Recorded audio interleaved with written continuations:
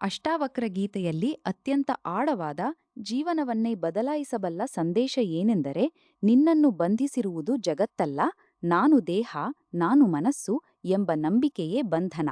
ಇದನ್ನು ಸರಳ ಉದಾಹರಣೆಯಲ್ಲಿ ನೋಡೋಣ. ರಾತ್ರಿ ಕನಸಿನಲ್ಲಿ ನೀವು ಓಡುತ್ತೀರಿ, ಭಯಪಡುತ್ತೀರಿ, ಅಳುತ್ತೀರಿ. ಕನಸಿನಲ್ಲಿದ್ದಾಗ ಅದು ತುಂಬಾ ನಿಜವೆಂದು ಅನಿಸುತ್ತೆ. ಆದರೆ ಎಚ್ಚರವಾದ ತಕ್ಷಣ ಗೊತ್ತಾಗುತ್ತದೆ, ಅದು ಕೇವಲ ಕನಸಾಗಿತ್ತು. ಹೊರಗಿನ ಜಗತ್ತಿನಿಂದ ಮುಕ್ತಿ ಪಡೆಯಲು ಹೋರಾಡಬೇಕಾಗಿಲ್ಲ, ಎಚ್ಚರಗೊಳ್ಳುವುದು ಮಾತ್ರ ಸಾಕಾಗಿತ್ತು. ಅಷ್ಟಾವಕ್ರರು ಹೇಳುವುದೂ ಅದೇ. ನಾವು ಜೀವನದ ಪ್ರತಿಯೊಂದು ಆಲೋಚನೆ, ಭಾವನೆ, ಯಶಸ್ಸು, ವೈಫಲ್ಯಗಳನ್ನು ನಾನು ಎಂದು ಹಿಡಿದುಕೊಳ್ಳುತ್ತೇವೆ. ಆದರೆ ಒಂದು ಕ್ಷಣ ಸಾಕ್ಷಿಯಾಗಿ ನೋಡಲು ಆರಂಭಿಸಿದರೆ ಜೀವನವನ್ನು ಬದಲಾಯಿಸುವ ಅಗತ್ಯವಿಲ್ಲ. ಜೀವನವನ್ನು ನೋಡುವ ದೃಷ್ಟಿಯೇ ಬದಲಾಗುತ್ತದೆ.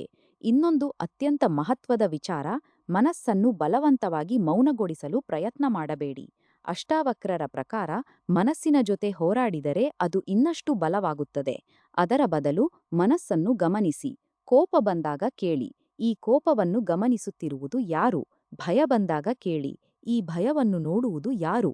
ಉತ್ತರವನ್ನು ಪದಗಳಲ್ಲಿ ಹುಡುಕಬೇಡಿ. ಆ ಪ್ರಶ್ನೆಯ ನಂತರ ಉಳಿಯುವ ಜಾಗೃತ ಮೌನದಲ್ಲೇ ಅಷ್ಟಾವಕ್ರರು ಸೂಚಿಸುವ ಸತ್ಯದ ಸುಳಿವು ಇರುತ್ತದೆ. ಅಷ್ಟಾವಕ್ರ ಗೀತೆಯ ಹೃದಯ ಒಂದೇ ವಾಕ್ಯದಲ್ಲಿ ಹೀಗೆ ಹೇಳಬಹುದು: ನೀನು ಜೀವನದ ಅನುಭವಗಳಲ್ಲ, ಆ ಎಲ್ಲ ಅನುಭವಗಳನ್ನು ಬೆಳಗಿಸುವ ಶುದ್ಧ ಅಚಲ ಸಾಕ್ಷಿ ಚೈತನ್ಯ. ಈ ಅರಿವು ನಿಧಾನವಾಗಿ ಆಳವಾದಂತೆ ಹೊರಗಿನ ಜೀವನ ಹಾಗೆಯೇ ಮುಂದುವರಿದರೂ ಒಳಗೆ ಭಯ ಕಡಿಮೆಯಾಗುತ್ತದೆ.